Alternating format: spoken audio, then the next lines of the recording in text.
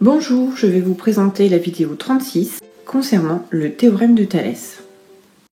Le théorème de Thalès sert à calculer une longueur dans un triangle. Nous allons commencer par voir les configurations possibles en commençant par celle dite du papillon.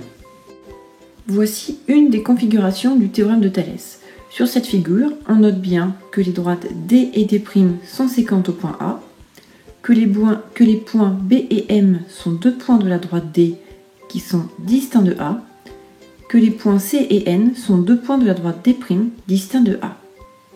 Pour les deux configurations suivantes, on aura à chaque fois des droites parallèles et des droites séquentes qui correspondent aux données du théorème de Thalès.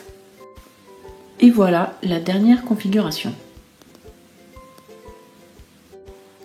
Le théorème de Thalès dit donc que si les droites BC et MN sont parallèles, alors les longueurs du triangle ABC sont proportionnelles aux longueurs du triangle AMN. Lorsque l'on parle de proportionnalité, on peut synthétiser les résultats dans un tableau. C'est ce que nous allons faire avec les résultats obtenus des quotients égaux. On a ainsi que les longueurs du triangle AMN sont proportionnelles aux longueurs du triangle ABC. On aura donc AM sur AB égale AN sur AC égale MN sur BC. Ainsi, nous pouvons écrire les égalités AM sur AB égale AN sur AC égale MN sur BC.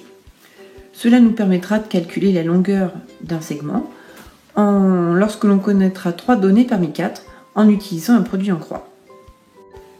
Lorsque les conditions sont réunies, c'est-à-dire que lorsque l'on a deux droites séquentes ainsi que deux droites parallèles, les triangles ABC et AMN sont dans une situation d'agrandissement ou de réduction. Donc on peut obtenir les longueurs de l'un à partir des longueurs de l'autre. Vous avez peut-être connu une situation déjà rencontrée cette année, celle des triangles semblables. Puisque les triangles ABC et AMN ont les mesures des angles qui sont 2 à 2 égales, eh bien ce sont des triangles semblables. Donc toutes les règles que l'on a déjà vues s'appliquent ici.